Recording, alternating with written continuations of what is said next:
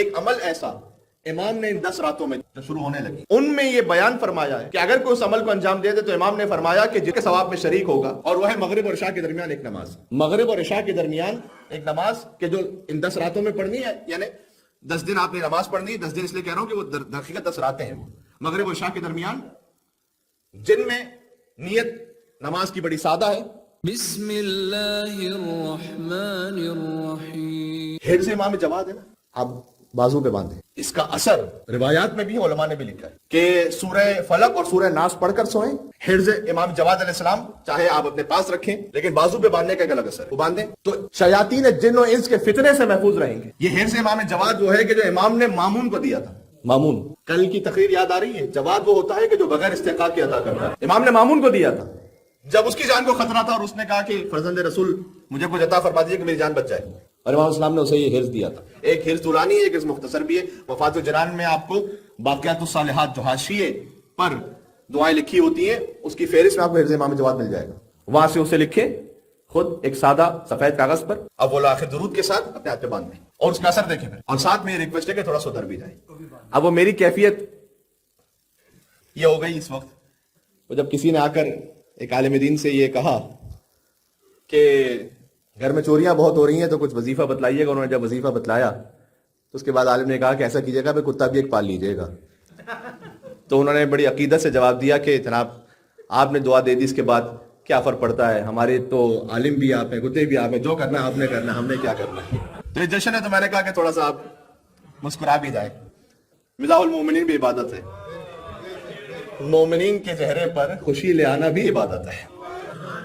سبحان اللہ۔ یہاں سے وہاں تک ایک ہستی مسکراتی سلمان بھیجے محمد اللہم صل علی۔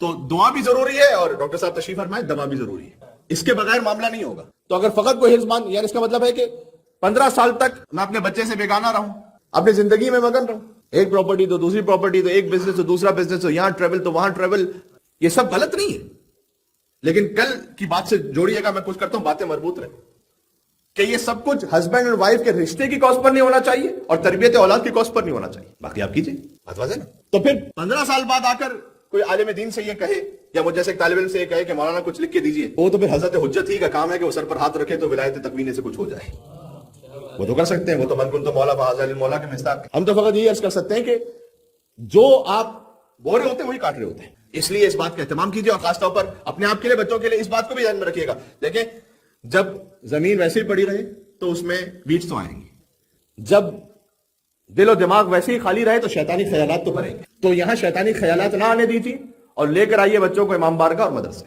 تاکہ وہ پہلے ہی قرآن اور نہج البلاغہ اور صحیفہ سجادیہ اور اپنے شرعی مسائل کے علوم سے واقف ہو جائیں۔ بات واضح ہو رہی ہے؟ ایک اور بات پیش کر دوں، وہ میں نے کہا نا کہ پہلے حرکتیں 10-15 سال تک کچھ اور ہوں، بعد میں دعا کے ذریعے سے معاملہ ایک دم پلٹ جائے۔ اب میں انڈیا کی مثال تو مجھے معلوم نہیں، لیکن پاکستان کی مثال میں دے سکتا ہوں۔ وہ یہ کہ ایک بچہ بڑے گڑ گڑا کر یہ دعا کر رہا تھا کہ مزار قائد جو ہے وہ کراچی سے لاہور شفٹ ہو جائے، تو اس کی ماں نے پوچھا کہ یہ کس قسم کی عجیب دعا ہے؟ کہ دعا یہ ہے کہ کل پرچے میں یہی لکھ کر لایا ہوں کہ مزار قائد لاہور میں ہے، تو آپ پرچے میں کچھ لکھ کر لائیں اور ساری زندگی بھی نماز شب پہ بیٹھ کر یہ پڑھتے رہیں تو پھر کچھ نہیں ہونے والا۔ یہ ہمارے بھائی کہہ رہے ہیں عقیدت کی بات ہے، کچھ بھی ہو سکتا ہے مولا کی۔ ان کی ولایت وہ ہے کہ وہ عراق کو شام بنا دیں، شام کو عراق بنا دیں، مرد کو عورت بنا دیں، عورت کو مرد۔ اب جنہیں امام حسن علیہ السلام کا واقعہ پتا ہے انہیں ان کی ولایت میں تو ہے، اس میں تو کوئی شک نہیں۔ تو عرض یہ ہے کہ لہٰذا دعا بھی اپنے مقام پر بہت ضروری ہے، اور جس طریقے سے کورس آف لائف ہے اس میں آپ انسپریشن اس معاملے میں آپ نے اور ہر معاملے میں لینی ہے ان ہستیوں سے کہ جنہیں اللہ نے حجت بنا کے بھیجا ہے، تو اس بات کے لیے اہتمام کیجیے گا۔ بس میں اس سے زیادہ کہنا نہیں چاہتا۔ تو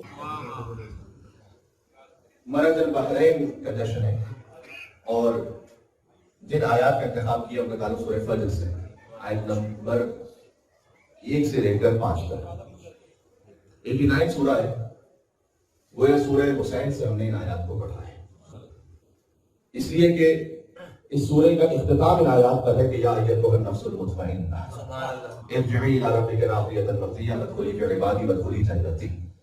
ان آیات کی وجہ سے امام صادق علیہ السلام نے فرمایا کہ یہ سورہ امام حسین علیہ السلام ہے، راضیۃ مرضیہ، جس نفس سے خدا راضی ہو اسے مرضیہ کہتے ہیں.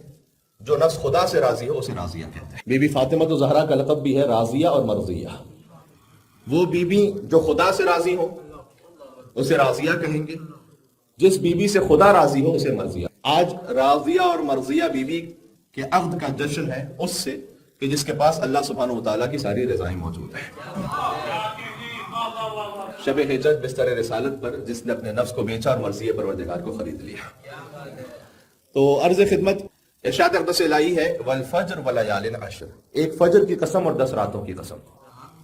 تفسیر قمی میں صادق آل محمد کی حدیث موجود ہے کہ اگرچہ اس کی ایک اور تعویل محرم کی 10 راتیں بھی ہیں اور عین ممکن ہے کہ دونوں تفاسیر یا دونوں تعویل اپنے مقام پر درست ہوں، لیکن جو حدیث میں ہے تفسیر قمی میں، کیونکہ امام ابو ابراہیم موسیٰ بن جعفر الکاظم علیہ السلام نے یہ ارشاد فرمایا ہے کہ اللہ سبحانہ وتعالیٰ کو کوئی عمل صالح ان 10 راتوں سے زیادہ محبوب نہیں ہے.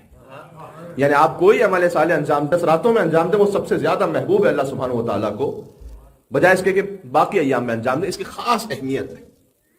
اور ان مومنین کے لیے کہ جو اس سال، تو ان کی تسلی کے لیے بھی اور باقی اور مومنین کی تسلی کے لیے بھی ایک جملہ یہ عرض کر دوں کہ ایک عمل ایسا امام نے ان 10 راتوں جو شروع ہونے لگی ان میں یہ بیان فرمایا ہے کہ اگر کوئی اس عمل کو انجام دے دے تو امام نے فرمایا کہ ثواب میں شریک ہوگا، اور وہ ہے مغرب اور عشاء کے درمیان ایک نماز. مغرب اور عشاء کے درمیان ایک نماز کہ جو ان 10 راتوں میں پڑھنی ہے. یعنی 10 دن آپ نے نماز پڑھنی ہے. 10 دن اس لیے کہہ رہا ہوں کہ وہ در حقیقت 10 راتیں ہیں. وہ مغرب اور عشاء کے درمیان جن میں نیت نماز کی بڑی سادہ ہے کہ نماز پڑھتا ہوں قربتاً اللہ، اور تقریباً فجر کی طرح اس کا طریقہ ہے الحمد کے بعد سورہ اخلاص اور ایک آیت ہے سورہ اعراف کی آیت نمبر 142. یہ ذہن میں رکھ لیجئے گا. اس کے کارڈز بھی اویلیبل ہوتے ہیں، آپ موبائل میں اسنیپ شاٹ بھی لے سکتے ہیں اس کا اور دیکھ کر بھی پڑھ سکتے ہیں. تو سورہ اخلاص کے بعد آپ اس آیت کو پڑھ لیں، سورہ اعراف کی آیت نمبر 142 پہلی اور دوسری رکعت میں، جس میں ذکر ہے ان 10 ایام کا.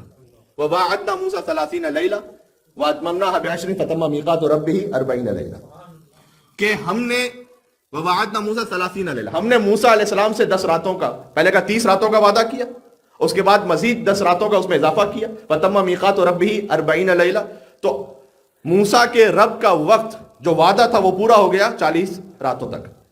وَأَصْلِحْ اور اصلاح کرتے رہو، وَلَا تَتَّبِعْ سَبِيلَ الْمُفْسِدِينَ اور خبردار فاسد لوگوں کا اتباع نہ کرنا. یہ جو آیت ہے سورہ اعراف کے نمبر 142 اسے آپ پڑھ لیجئے انشاءاللہ. 10 راتوں کے عمل انجام دیں. امام معصوم کی اس پر گواہی اور سند موجود ہے کہ اللہ سبحانہ وتعالیٰ تمام